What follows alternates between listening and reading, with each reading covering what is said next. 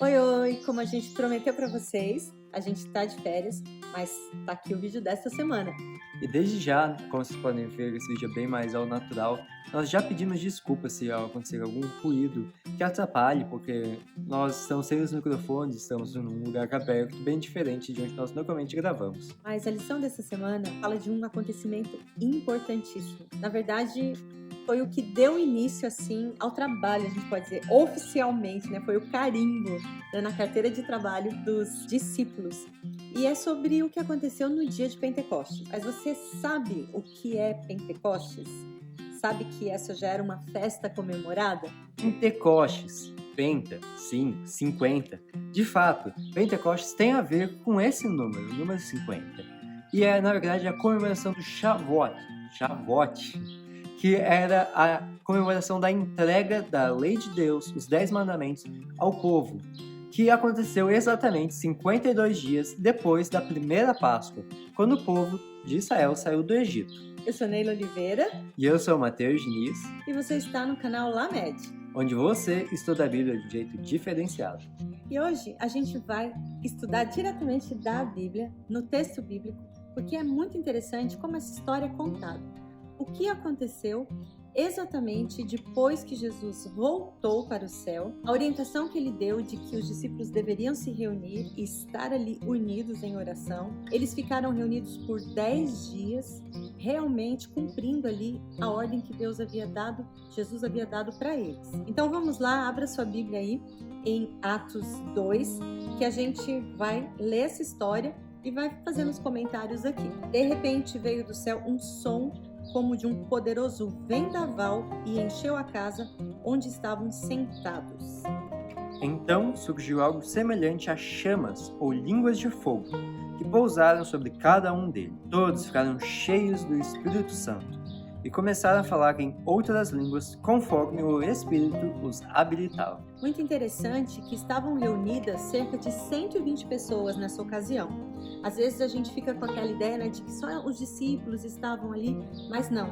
Havia um grupo de 120 pessoas, entre as pessoas também estavam mulheres, algumas que eram seguidoras de Jesus, e elas também participaram desse momento especial da história ali dos seguidores de Jesus. E quem mais estavam reunidos ali?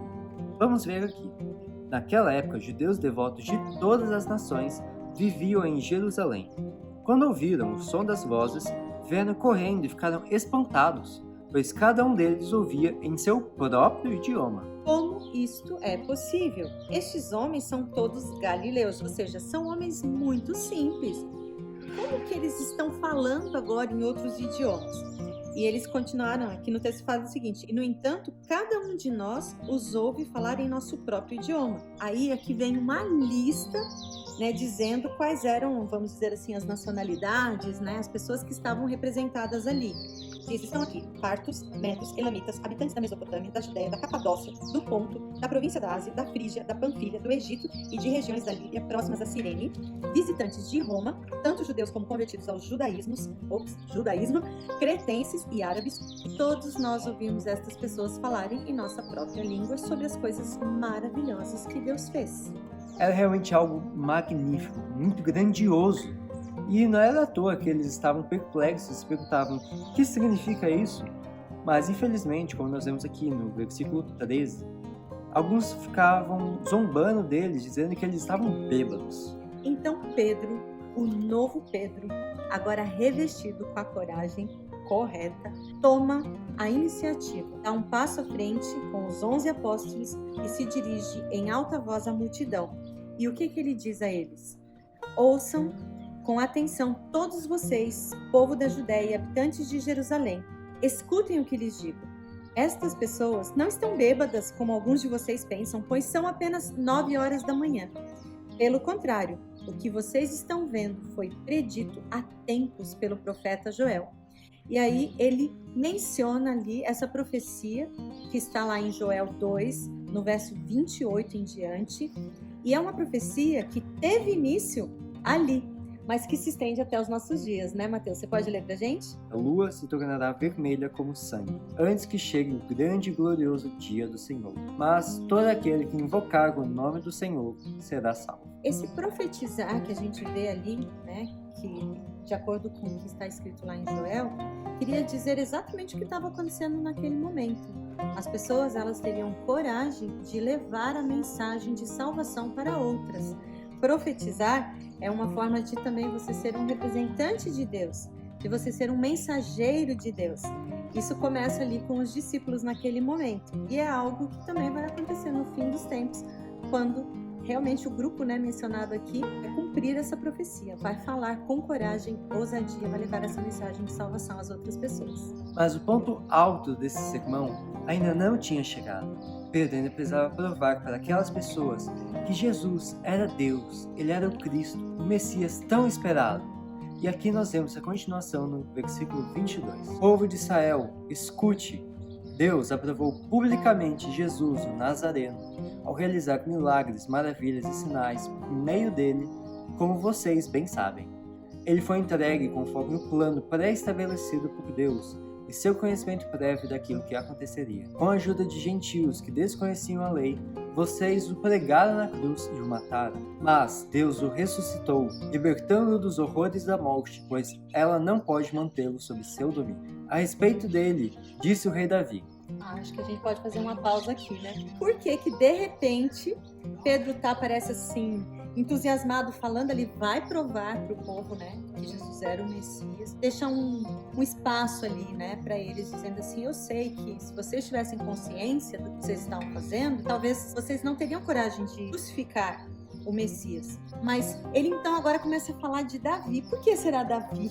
Existia a grande esperança da vinda do Messias, que era um chamado Rei Davídico, aquele rei que governaria sobre o trono de Davi. E aqui, ao lembrar esse texto, Pedro está deixando claro que Jesus era esse Rei Davídico, que era maior que o próprio Rei Davi. E Pedro então cita as próprias palavras de Davi. Vejo que o Senhor está sempre comigo. Não serei abalado, pois ele está à minha direita. Não é de admirar que meu coração esteja alegre e que minha língua o louve. Meu corpo repousa em esperança, pois tu não deixarás minha alma entre os mortos, nem permitirás que o teu santo apodreça no túmulo. Tu me mostraste o caminho da vida e me encherás com a alegria de tua presença. Pedro então é bem objetivo e ele diz, irmãos, permitam-me dizer com convicção que o patriarca Davi não estava se referindo a si mesmo, pois ele morreu e foi sepultado, e seu túmulo ainda está entre nós. Davi estava olhando para o futuro e falando da ressurreição do Cristo, que não foi deixado entre os mortos, nem seu corpo apodreceu no túmulo. Na verdade, essa era a notícia mais comentada daqueles que estavam ali em Jerusalém. O que teria acontecido com o corpo de Jesus? E Pedro estava pregando exatamente a ressurreição dele, provando que ele era o Messias. E é muito interessante ver que aqui Pedro está usando o mesmo método que Jesus usava. Ele está trazendo de volta as Escrituras, pois agora que eles receberam o Espírito Santo, finalmente conseguem enxergar o que Davi realmente queria dizer e que aquilo que Davi disse estava se cumprindo naquele momento. E então, nós vemos aqui no versículo 36 que Pedro disse, portanto, saibam com certeza todos em Israel que esse Jesus que vocês crucificaram, Deus fez Senhor e Cristo. E qual foi a reação das pessoas a essa mensagem? As palavras partiram o coração dos que ouviram.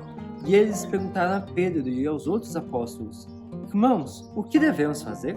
A resposta de Pedro foi basicamente aquilo que João Batista pregava, justamente preparando o caminho para Jesus.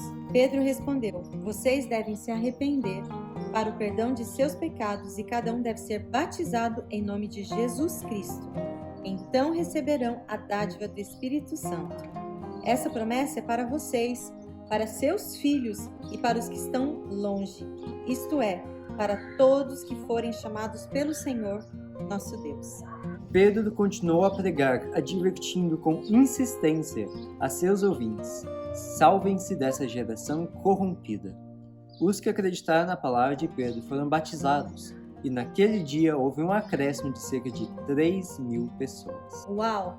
3.000 pessoas com uma pregação. Achei muito interessante porque na sessão Com Outros Olhos da lição, fala assim, se Deus tirasse o Espírito Santo de nosso meio hoje, 95% do que estamos fazendo continuariam do mesmo jeito.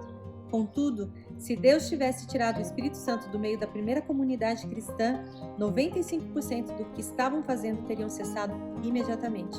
Ou seja, eles se deixaram ser usados pelo Espírito Santo, permitiram que o Espírito Santo fizesse a sua obra. E isso era algo que aconteceu ao longo do ministério inteirinho de Jesus. O que habilitou Jesus a saber resolver a situação no momento em que o problema acontecia? O que habilitou Jesus a realizar tantos milagres? Era o poder do Espírito Santo. E foi esse poder que Jesus deixou à disposição dos discípulos, lembrando sempre do que Jesus havia feito e que esse poder está disponível a todos nós hoje. E para encerrar esse vídeo, nós não poderíamos ficar sem mencionar uma pequena parte do livro que está nos acompanhando. Mas antes, precisamos lembrar que depois que Jesus subiu ao céu, houve 10 dias de muita festa mesmo lá no céu, que se assemelha à festa do casamento judaico, que costumava ter mais ou menos 10 dias. Quando Cristo entrou pelos portões celestiais, ele foi coroado rei em meio à adoração dos anjos. O Espírito Santo desceu sobre os discípulos e Cristo foi verdadeiramente glorificado. O derramamento do Espírito no dia de Pentecostes foi o anúncio do céu de que o Redentor havia sido empossado. O Espírito Santo foi enviado como um sinal de que, como sacerdote e rei, Cristo havia recebido toda a autoridade no céu e na terra, e ele era o ungido. E ungido aqui quer dizer exatamente Cristo, o Messias. Espero que vocês tenham gostado do vídeo. Pode deixar aí seu comentário, a gente vai continuar respondendo. Aproveitem, esse período aí de férias para continuar estudando a lição. Viram como é gostoso a gente abrir a palavra de Deus, e ver aqui a história exatamente como aconteceu, tantos detalhes, tantas coisas importantes que também estão relacionadas à nossa vida hoje. Que você tenha também o Espírito Santo na sua vida, que ele dê sabedoria e discernimento em todas as suas escolhas. Um abraço. Até o próximo vídeo.